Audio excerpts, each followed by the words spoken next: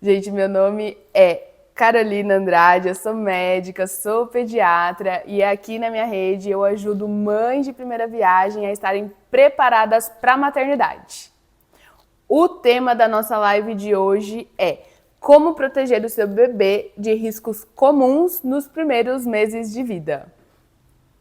Me diga aí, quanto tempo tem o seu bebê? Às vezes em semanas de gestação ou então dias de vida, meses de vida. Eu tô aqui, ó, com vocês, tô aqui na frente com o YouTube e tô aqui embaixo só vendo vocês falando, ó, gestante de 22 semanas, 7 semanas de gestação. Débora, você descobriu muito rápido. 1 mês, 5 meses, bebê de 3 meses, fala sobre resfriados. Gente, eu não sei se vocês já repararam, mas nas minhas redes eu não falo muito sobre doenças, porque eu acho que, é lógico que a gente precisa conscientizar sobre coisas que são importantes, mas eu acho que é uma linha muito tênue você falar sobre doenças na internet, nas redes sociais. Então, é uma linha muito tênue entre você alertar e você fazer um terrorismo e você desesperar as pessoas. Então, eu sempre foco em preparar as mães para o desenvolvimento, para o ciclo natural que já é esperado do bebê. Então, eu não foco muito nessa parte de doença. Mas, como a gente está falando de riscos hoje, eu vou falar sobre visitas. Quando acontecer visita, como acontecer, porque eu sei que é uma dúvida muito recorrente de vocês. 8 semanas de gestação. Meu bebê tem 1 ano, 1 ano e 5 meses, 39 semanas de gestação. Ó, como essa é uma live de como proteger o seu bebê de riscos, a gente vai falar basicamente de segurança. Então, eu pensei aqui em todos os possíveis riscos e os mais comuns que podem acontecer aí nesses primeiros meses, os que, assim, as mães chegam no consultório que vão aprender só depois do bebê correr o risco. Não é o que eu desejo para vocês, não é o que eu quero para vocês. Eu quero que vocês já tenham informação para que essa informação já transforme a maternidade de vocês desde já. Só numa simples live às 6h45 de uma terça-feira. Terça-feira hoje.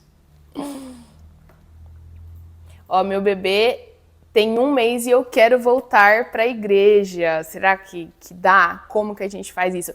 Inclusive, Lu, eu tenho um vídeo no meu canal que fala como manter a sua religiosidade com um bebê pequeno. E tem algumas recomendações lá de como que a gente consegue unir os dois, porque eu não acho que tem que abandonar, né, tudo para ficar em casa com o bebê numa caverna, mas eu acho que a gente tem um bom meio termo aí que a gente consegue alcançar.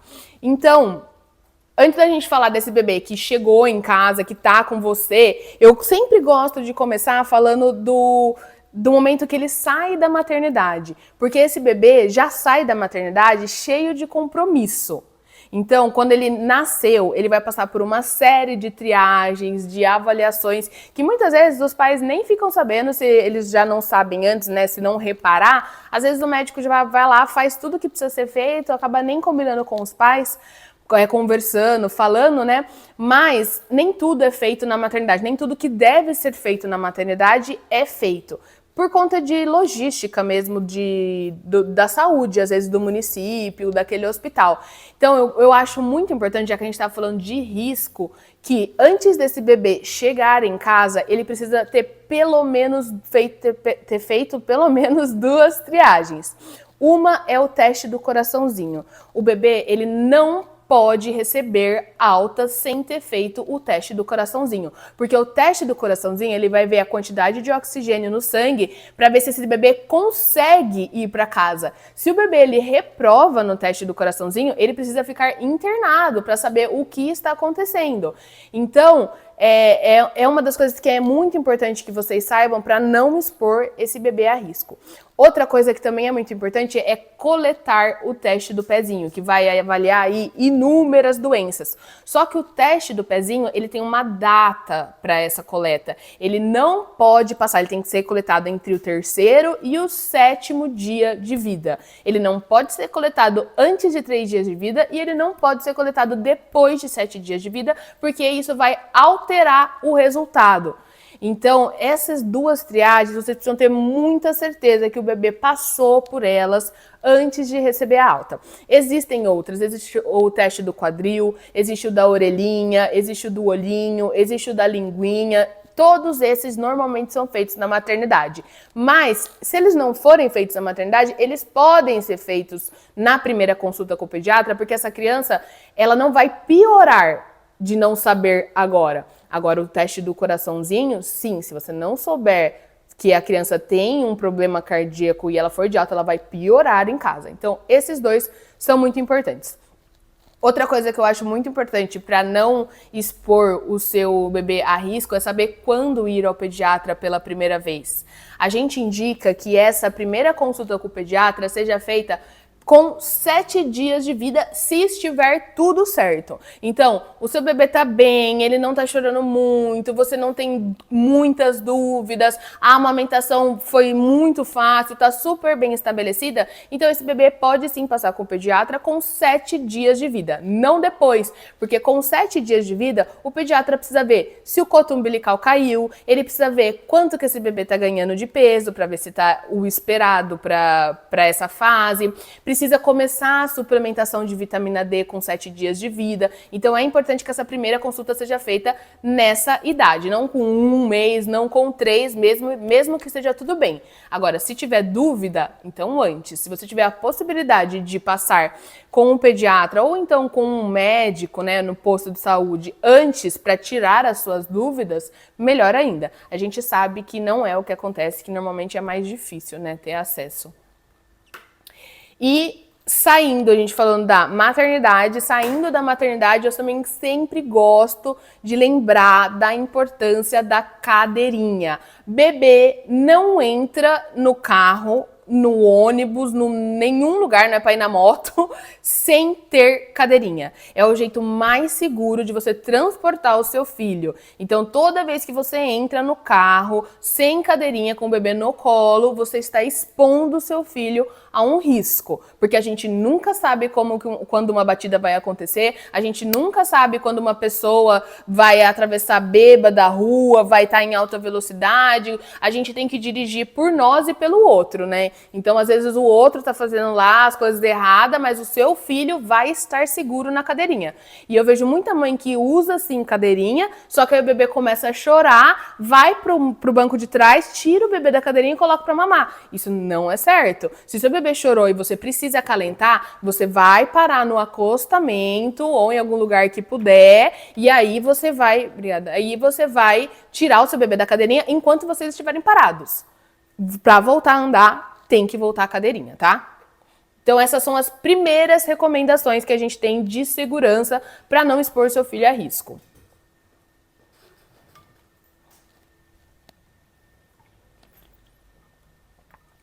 Não lembro de ver a minha pediatra fazendo o teste do coraçãozinho na maternidade. O teste do coraçãozinho, gente, às vezes passa muito rápido. O que eles fazem? Eles vão colocar um eletrodozinho na mão do bebê, ou às vezes vê com aquele de dedinho assim, que coloca no dedo, e um no pé. E aí eles vão medir a saturação na mão e no pé. E aí tem um valor lá que precisa estar dentro. Às vezes é muito rápido. Às vezes o pessoal da enfermagem fala, deixa eu levar para fazer exame, e aí já faz o teste do coraçãozinho lá. Sabe onde é para estar anotado o teste do coraçãozinho? Ou na caderneta da criança, do seu filho, ou então no resumo de alta. Quando você recebe alta, tem um resumo lá do que foi feito, aí vai ter lá a nota que seu filho que recebeu quando nasceu, vai ter o resultado do teste do coraçãozinho, se precisou fazer alguma outra coisa. Na maternidade me orientaram que o teste do pezinho pode ser feito até o 28º dia. Não, gente, até o 7º dia de vida. Até porque o objetivo do teste do pezinho é detectar doenças que são graves e que têm tratamento. Então, com 28 dias de vida, a gente já tem que estar tratando um teste do pezinho alterado. O que devem ter te falado é que às vezes demora o resultado. Isso sim demora. Hoje em dia tem sido bem mais rápido, tá? Mas eu já vi demorar um mês para sair o resultado. Mas a coleta é até o 7º dia de vida. Doutora, e as vacinas que o bebê precisa tomar ao nascer? É exatamente esse o meu próximo tópico, porque não tem como falar de um bebê seguro sem falar de vacinas. Então, é a vacinação que vai proteger esse bebê, que vai deixar ele seguro aí nos primeiros meses de vida, porque os bebês, eles não têm anticorpos, eles praticamente não têm anticorpos. Eles vão começar a ter mais anticorpos com 6 meses de vida, mas assim, anticorpo igual a gente mesmo, gente, só a partir dos 3 anos de idade. Por isso que eles ficam muito doentes nessa fase. E isso é normal e é esperado. As primeiras vacinas que o bebê toma, geralmente estão na maternidade, mas pode ser que não. A vacina da hepatite B, ela protege para a mãe não transmitir hepatite B para o bebê. Então, essa vacina, ela é obrigatoriamente feita dentro das primeiras 12 horas do parto. Depois do parto. Então, nasceu, o bebê tem que fazer até 12 horas de vida. Então, normalmente, nasceu, na hora que vai examinar, já faz já faz a vacina da hepatite B. Faz também, geralmente, a vitamina K ao mesmo tempo. Então, são 2 picadinhas, que uma é vacina, a outra não é. A outra é uma vitamina que se faz para não ter sangramento. Depois disso, pode ser que na maternidade seja feita a vacina da BCG, que vai proteger contra tuberculose, mas não a tuberculose do pulmão, as formas mais graves de tuberculose, porque você pode ter tuberculose no osso, você pode ter tuberculose no cérebro e você pode ter uma tuberculose disseminada no seu corpo todo. O Brasil é um país que ainda tem muita tuberculose. Então, por isso que essa vacina da BCG tem que ser feita o quanto antes possível. Grande parte das maternidades fazem na maternidade, mas se não faz na maternidade, eles vão te avisar e aí você precisa ir para o posto de saúde e fazer o quanto antes essa vacina. Então, assim, com 2, 3 dias de vida já tá tudo certinho em casa, procura o posto de saúde, liga antes para ver um horário que, tá com pouca gente aí, para não expor o bebê, tem a vacina da BCG, posso ir, às vezes combinar com a agente de saúde, até para dar em casa, depende de posto para posto. Mas essas são as primeiras 2 vacinas que o bebê toma.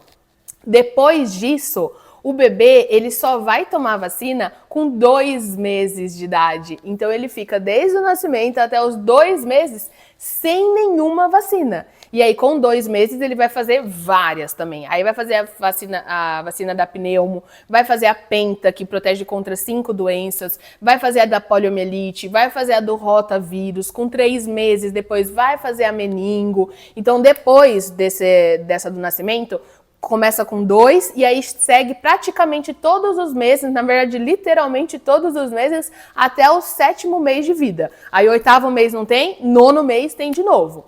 Então, olha a exposição que esse bebê tem desde o nascimento até os 2 meses de vida.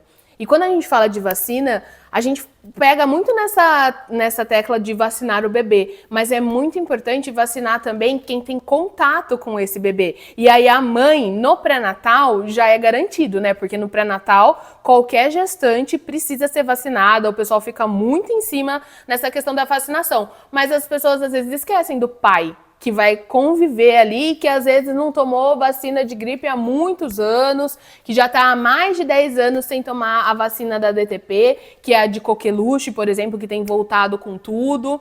Então, esse pai, essa avó, esse tio, qualquer rede de apoio que vá ter um contato importante com essa criança, precisa ser vacinada. Porque quando a gente é vacinado, a gente não contrai doenças e a gente diminui a transmissão. É lógico que não é assim, se eu vacinar toda a rede de apoio, meu filho vai estar numa redoma completamente protegida. Não, mas diminui muito a chance. Então, é importante vacinar toda a rede de apoio também. E sim, gente, algumas vacinas não são dadas no SUS para a rede de apoio, são dadas só para gestante, para profissional de saúde, mas sempre existe a opção de fazer no particular. E é muito importante. E aí, então, pensando que esse bebê, ele não... Ai, travou. Pensando que esse bebê, ele ainda não está vacinado, como que é a questão das visitas? Eu sei que vocês almejam muito, querem muito receber visita, e eu acho que esse tópico de receber ou não visita é uma coisa que vai variar muito de família para família, porque só você sabe o peso de estar isolada em casa. Para algumas mães, para algumas famílias no geral, não tem peso nenhum. Vive em casa, gente. Eu vivo aqui, eu e o Diego, e a gente mal assim, a gente mal sai, a gente é assim muito nós dois, a gente mora no litoral, tá? A gente vai pra praia, vai trabalhar, tudo, mas a gente não é de receber gente em casa, a gente não é muito de ir pra casa dos outros. Então, é uma coisa que também não teria tanto impacto na minha vida, mas eu sei que tem gente que tem a vida muito ativa e que sente muita falta de ter contato com outras pessoas, e que o puerpério, ele é sim cruel às vezes. Então você já tá não se sentindo você mesma, não conseguindo se adaptar muito bem às mudanças de rotina, e além de tudo isso, você não ter uma conversa com um adulto sobre um assunto que não é mamadas, cocôs e sono. Eu sei que para muita gente isso dói. Então, eu sempre vou trazer aqui as recomendações que são as recomendações médicas. E aí você, na sua vida, no seu contexto, vai colocar na sua balancinha o peso do que eu falei e o peso do que seguir essa recomendação ou não vai ter na sua vida. E aí você vai decidir o que vale a pena e o que não vale. Qual o risco? Porque risco, gente, a gente está correndo o tempo todo. Então, qual vale a pena? Às vezes, expor essa criança e a algumas pessoas, a algumas visitas, vai trazer um bem tão grande para essa mãe, que esse bem ele vai reverberar na criança. Então a criança, o bebê, ele sente o que a mãe sente. Então se você não está bem, se a sua saúde mental não está bem, o bebê também não vai estar bem. Então tudo isso tem peso. Considerando isso, a gente acabou de falar que até os 2 anos o bebê ele está completamente descoberto da questão das vacinas. Mas esse bebê, em termos de vacina, ele vai estar descoberto até os 6 meses. Por quê? Porque para você considerar que você está protegido contra uma doença, você precisa tomar todas as doses da vacina, daquele esquema vacinal. E a maioria das vacinas, por exemplo, a pneumo tem com 2, com 4 e com 6 meses. A penta tem com 2, com 4 e com 6 meses. Então, com 2 meses são as primeiras doses. Elas ainda não são capazes de proteger esse bebê 100%. Essa proteção só vai ser garantida quando termina o esquema vacinal. E esse esquema vacinal vai terminar por volta dos 6 meses. Mas as vacinas, elas protegem contra bactérias, no geral. Principalmente essas dos primeiros 6 meses. Só que a gente também tem o risco de vírus. Então, as pessoas transmitem bactérias, mas elas também transmitem vírus. Por exemplo, Covid, influenza, vários vírus que vivem com a gente. Que a gente, como adulto, que já viveu vários anos, que já tem a imunidade completa, que já pegou vários resfriados na nossa vida, muitas vezes a gente nem tem sintoma. A gente tá com um vírus no nosso cabelo, na nossa roupa, andando de um lado para o outro, mas a gente não está doente. Tem um outro ponto que a gente começa a transmitir vírus 3 dias antes de começar a ficar doente. Então, antes de você sentir aquela gargantinha raspando, 3 dias antes você já está transmitindo para outras pessoas. E é por isso que na época da Covid o negócio foi tão rápido, porque a gente transmite o vírus pelo ar. De falar com você, eu já estou transmitindo. Eu não preciso beijar o bebê, eu não preciso pegar o bebê. Só de eu não ter sintoma nenhum, mas eu estar com o vírus e eu falar com você perto do bebê, esse bebê já pode pegar um vírus. E qual que é a nossa principal preocupação nessa faixa etária? Bronquiolite. A bronquiolite, ela nada mais é do que um resfriado. Pra gente, é o mesmo vírus que pra gente dá um resfriado, pro bebê que ainda não tem a imunidade pronta, que tem o pulmão muito pequeno, que tem o nariz muito pequeno e não consegue lidar com o excesso de catarro, ele começa a ficar muito cansado.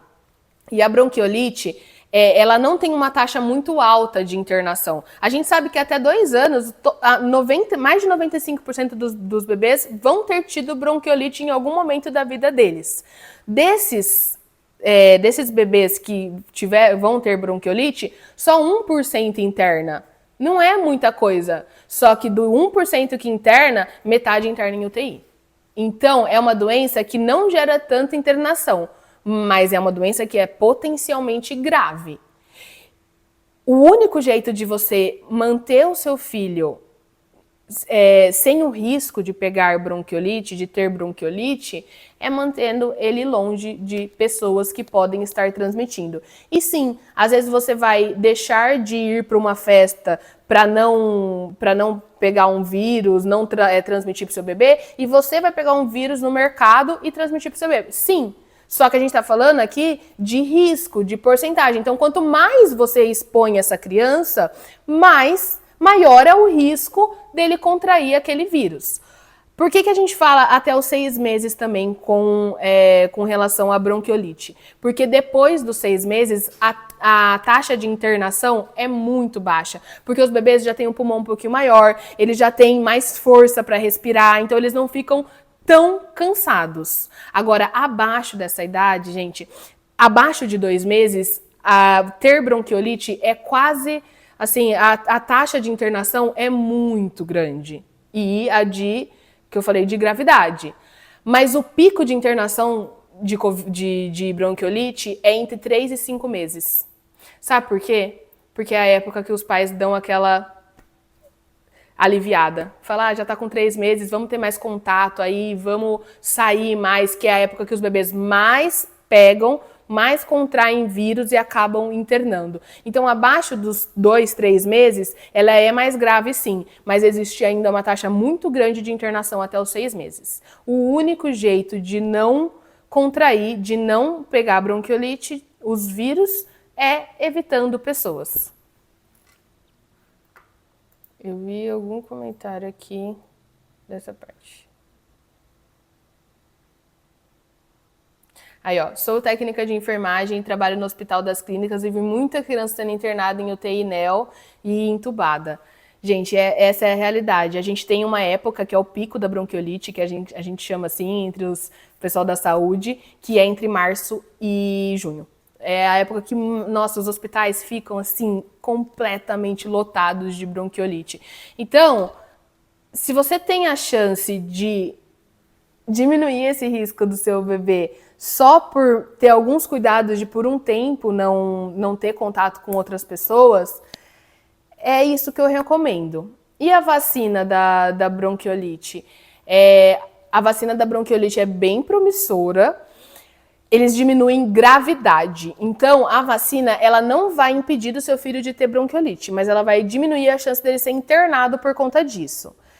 Ainda está muito no começo, os estudos ainda da vacina da Abrisvo, né, da gestante, são estudos que foram feitos só pelo próprio fabricante da vacina.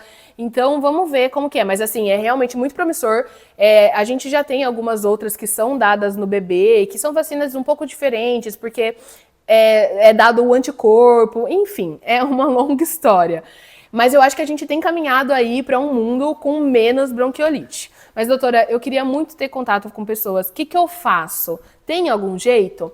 A melhor forma se você for receber uma pessoa em casa, que seja o mínimo de pessoas possíveis, que elas estejam de máscara, porque quando a gente está de máscara, a gente diminui a transmissão de vírus, ou então ao ar livre. Então, vai passear com o nenê ao ar livre? E sim, gente, pode passear ao ar livre, não tem problema nenhum. Eu super indico para você respirar um ar fresco, tomar um sol. Você tomar um sol, bebê não.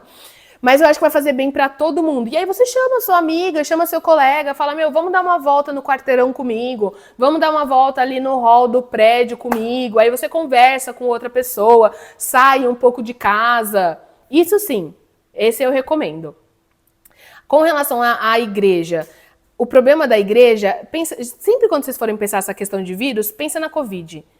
Podia a igreja? Não podia, porque é aglomeração. Então, qualquer aglomeração é um risco muito grande para o bebê, porque a gente fica todo mundo fechado, respirando o mesmo ar.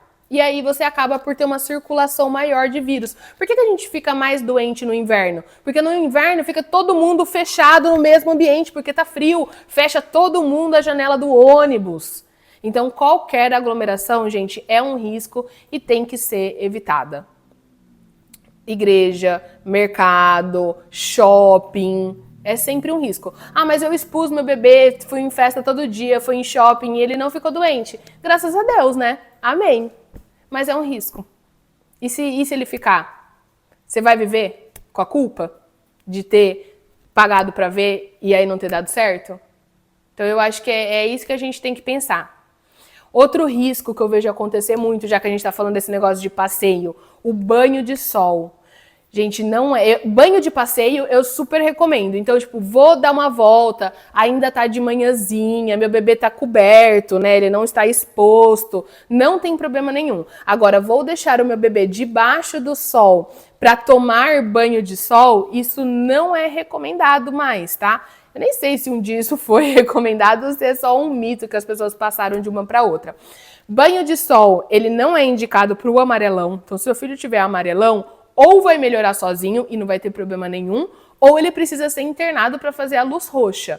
Tomar banho de sol não é suficiente para o amarelão, tá? E quando a gente expõe esse bebê a raios UVA e raios UVB numa idade que a pele é tão sensível, o risco de desenvolver uma malignidade, de desenvolver câncer no futuro, de acabar machucando essa pele é muito maior do que a nossa. Então a gente não faz mais banho de sol, a gente não faz banho de sol para os bebês, a gente faz a suplementação de vitamina D. Então eu vi que uma pessoa perguntou, tem que dar vitamina? Sim, a partir de 7 dias de vida, vitamina D para todas as crianças. Eu moro no litoral, a gente tem muito sol aqui e a gente dá vitamina D para todas as crianças até 2 anos de idade.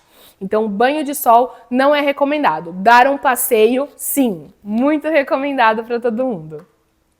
Se tomou, eu tomei a vacina, meu bebê vai estar realmente imunizado contra bronquiolite? Não é, ele diminui gravidade, mas seu bebê ainda pode ter, ter bronquiolite. Então, é assim, vamos supor que se você não tivesse vacinado como gestante, se seu bebê pegasse se seu bebê tivesse bronquiolite, ele seria internado em UTI e ficaria entubado. Você tomando a vacina, pode ser que seu bebê ainda fique internado, mas você viu que ele não foi para o máximo da gravidade que ele seria? Então ele diminui gravidade, não necessariamente não vai pegar bronquiolite, tá? Então agora, até agora a gente já falou sobre como da alta até ir para casa, como que a gente mantém esse bebê seguro, então qual que é a programação que ele tem, dos testes, da primeira consulta com o pediatra, a gente falou sobre segurança no trânsito, então como a gente transporta esse bebê com segurança, a gente falou sobre vacinação, porque não tem como falar de um bebê estar seguro sem estar vacinado, e aí a gente falou sobre vacinação do bebê, vacinação da rede de apoio e também já falamos sobre o risco de bronquiolite e o que é recomendado com relação às visitas. Falamos também sobre o risco do banho de sol, que não tem necessidade, mas que o banho de passeio vai fazer bem para todo mundo. Falando em risco, não tem como a gente não falar sobre sono. Eu sei que toda brechinha que eu tenho, eu venho aqui falar de sono seguro. Mas é uma das coisas que eu mais oriento na consulta, que as mães ficam, nossa, não sabia. Quando um bebê tá dormindo, gente, ele tem, por conta da imaturidade, da respiração, por conta do tamanho da via aérea dele, também da facilidade de se tampar, eles têm 2 grandes riscos, que é o risco de sufocamento e o risco de morte súbita. Então, morte súbita é quando um bebê, que pode acontecer até 1 ano, tá? É quando um bebê morre enquanto está dormindo e a gente não sabe exatamente o motivo disso acontecer. Quando são feitos os estudos, as análises, é como se não tivesse motivo. Por isso que se chama súbita. Só que muitos estudos já foram feitos e o que eles analisam nesses estudos? Os bebês que tiveram morte súbita, o que eles têm em comum? O que todos eles estavam fazendo. E aí, desses estudos, vieram as recomendações de sono seguro. Então, o que fazer com o seu bebê enquanto ele dorme que vai aumentar a chance dele ter morte súbita ou sufocamento. É daí que surgem essas recomendações. Não é que a gente tirou aqui, ó, do nosso âmago, tirei do meu pâncreas para entregar para vocês. Não é isso. É muito bem estudado. Inclusive, a gente fala até a gente consegue até mensurar. Então, por exemplo, cama compartilhada aumenta em 5 vezes o número de chance, aumenta em 5 vezes a chance de morte súbita. Então, quais são as recomendações de sono? Uma pessoa já está falando assim, ó, barriga para cima, reflexo de virar o rostinho. Já sabe do que está falando.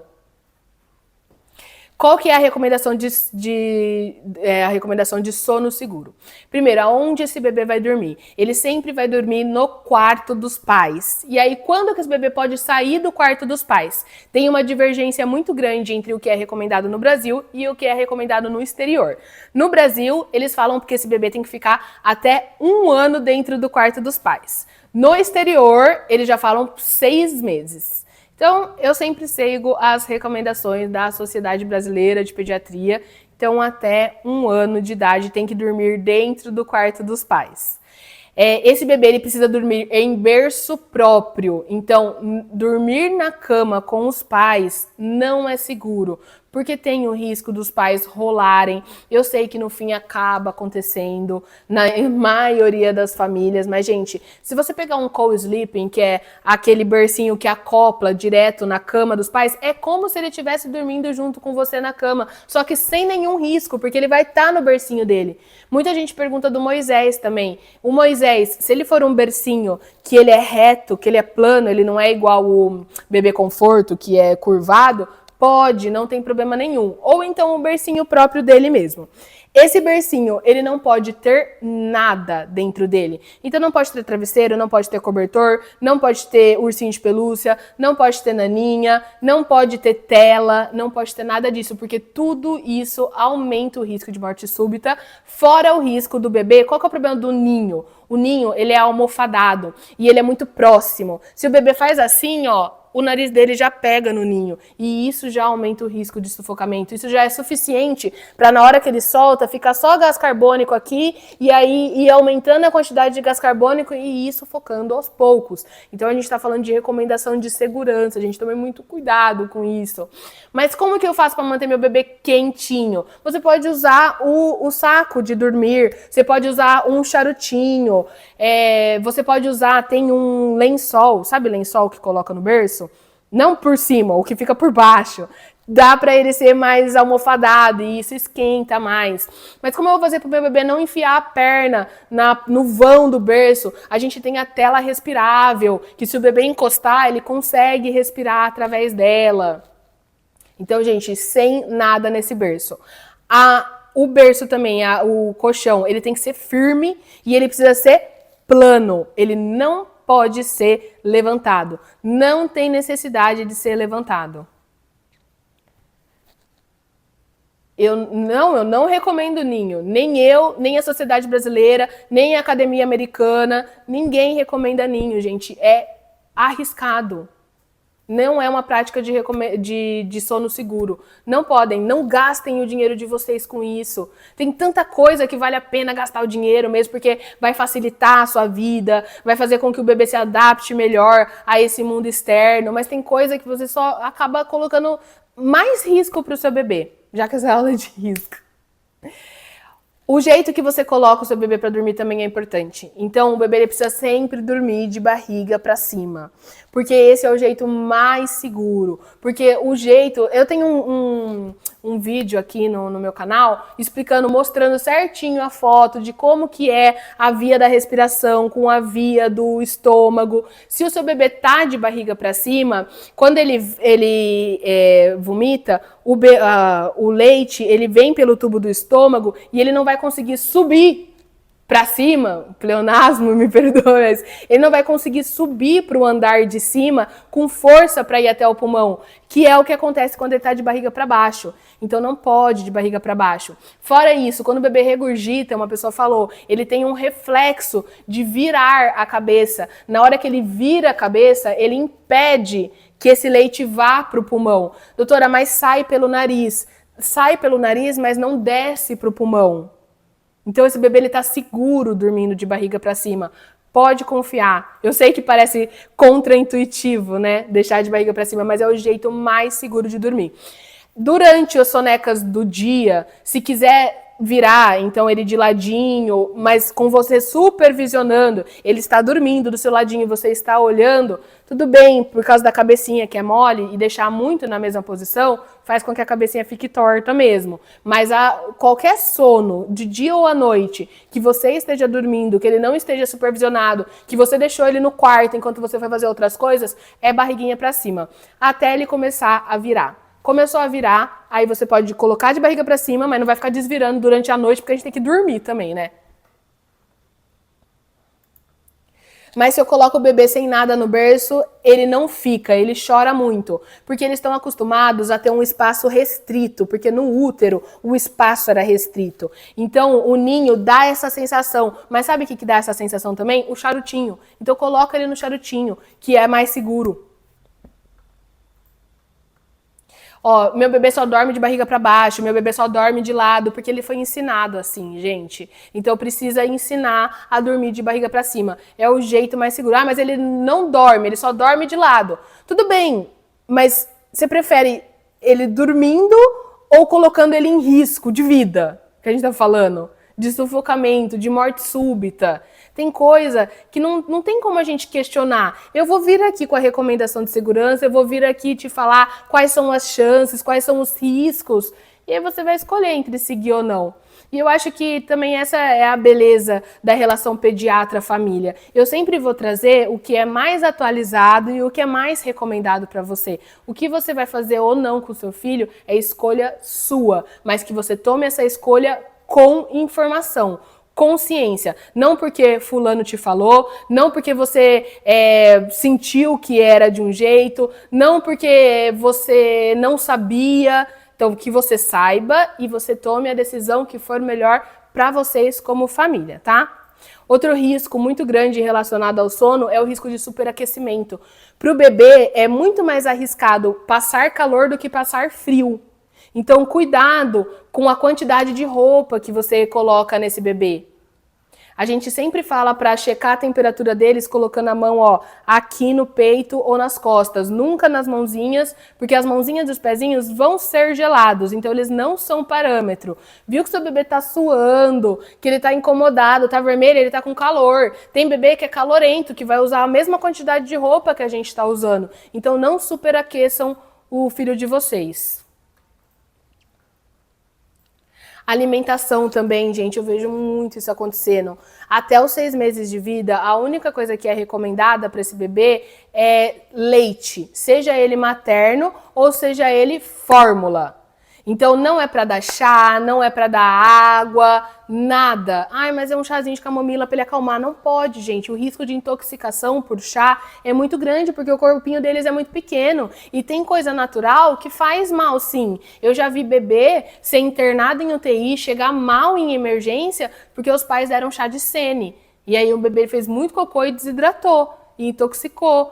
Então, muito cuidado. É apenas leite materno, sem água, sem nada.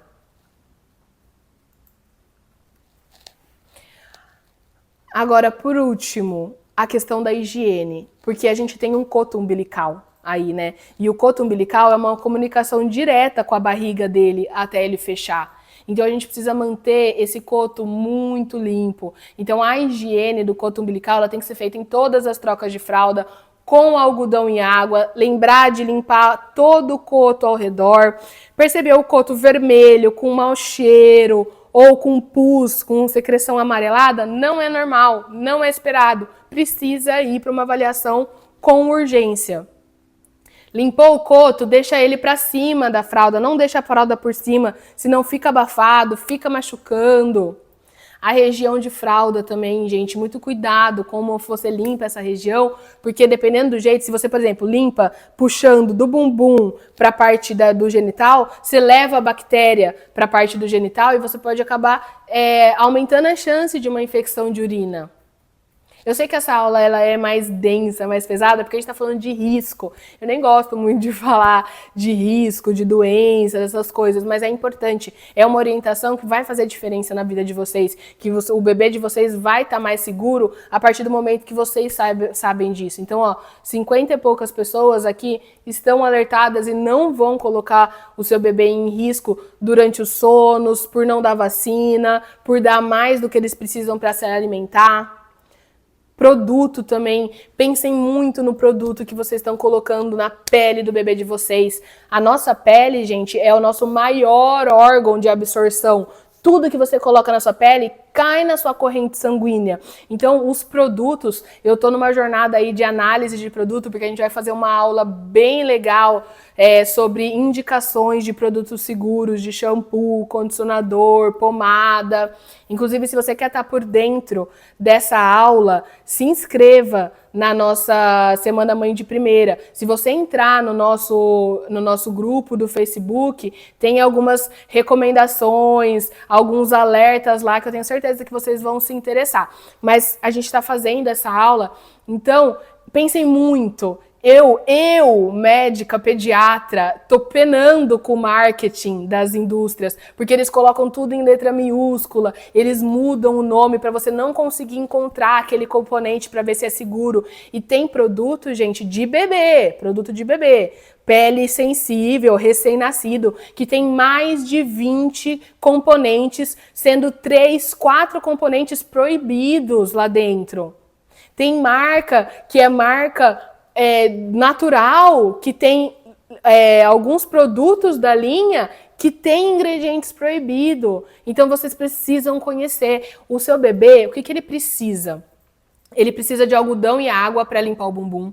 Ele não precisa de lenço umedecido. Ele não precisa de perfume. Não precisa. O cheirinho dele já é cheiroso demais. Vocês podem limpar ele com o shampoo, que é da cabeça cabeça e corpo no começo. Não precisa de condicionador, não precisa de mais do que isso.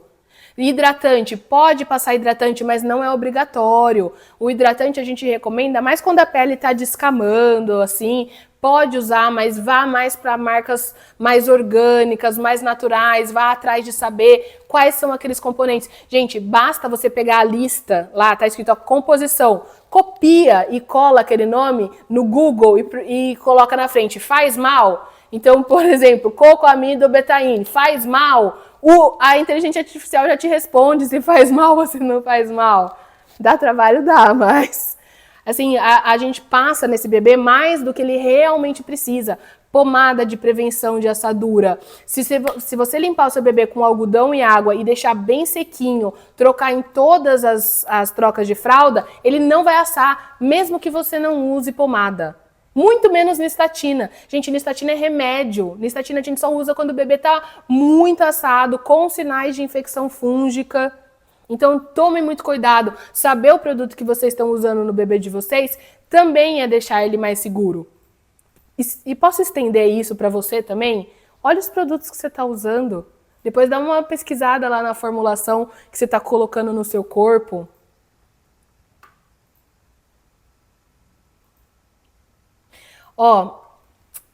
Para encerrar aqui, eu achei uma pergunta interessante. Que se vocês perceberem, eu ainda não falei no meu perfil sobre isso, e eu acho que tem relação com a nossa live de segurança. Uma pessoa falou assim, fala sobre a nova orientação da manobra de desengasgo de líquidos. Gente, isso é um negócio que me incomoda. Gente, o que acontece? Para encerrar aqui existe uma recomendação de desengasgo. Aquela recomendação de dar os tapinhas atrás, de fazer assim. Essa é a recomendação feita pela American Heart Association, que é a associação que faz todas as recomendações de ressuscitação, de desengasgo, de parada cardíaca. Todo mundo segue eles. A AHA, American Heart Association. A AHA mudou a manobra de desengasgo para líquido? Não. A Academia Americana de Pediatria mudou a manobra de desengasgo? Não. A Sociedade Brasileira de Pediatria mudou a manobra de desengasgo? Não, ninguém mudou a manobra de desengasgo. A Sociedade de Pediatria de São Paulo, do estado de São Paulo, a Sociedade de Pediatria de São Paulo, escreveu um artigo questionando a manobra de desengasgo. E é um artigo que faz muito sentido, sim, gente. Eu concordo com tudo que estava escrito lá. Eles estavam falando assim, ó, quando a gente faz a manobra de desengasgo, qual que é a nossa intenção? A nossa intenção é aumentar a pressão na barriga para fazer uma força para o bolo que está aqui tampando a respiração sair com a pressão. E aí o que eles escrevem lá? Se não existe um bolo, porque o bebê ele engasga com líquido, o líquido não fica parado lá. O líquido ele desce direto para o pulmão. Se não existe um bolo, faz sentido fazer a manobra para aumentar a pressão? Não faz sentido. E a manobra ela não é isenta de risco. Quando você faz o movimento, você pode fazer laceração dos órgãos, você pode rasgar os órgãos da barriga, você pode quebrar costela. Então eles falam, por que vai expor o bebê a risco, sendo que pensando no mecanismo do engasgo, não faz sentido. Eles falam que, segundo os estudos, 97% dos bebês que acabam... Porque o engasgo por líquido não é um engasgo, ele é um afogamento quase, porque é líquido. Então esse afogamento por líquido, 97% dos bebês melhoram de você deixar ele retinho e só fazer um estímulo nas costas, para ele fazer assim, ó, e voltar a respirar. A manobra, quando você faz isso, você acaba fazendo isso de uma forma ou outra, bem mais bruto, né? Mas acaba fazendo isso. Agora, você pegar um artigo que a Sociedade de Pediatria de São Paulo fez questionando, e aí você sair falando na internet que mudou a manobra de desengasgo, não mudou. Quando a Sociedade Brasileira de Pediatria, a Academia Americana de Pediatria e a American Heart Association, a AHA, falar que mudou, eu vou ser a primeira a vir aqui para vocês falar que mudou. Mas a recomendação continua a mesma. Tá bom, gente? 65 pessoas aqui que estão saindo daqui sabendo exatamente o que aconteceu. Porque eu tô vendo um monte de gente postando vídeo. Mudou! Fique atento às mudanças. Não é bem assim, né?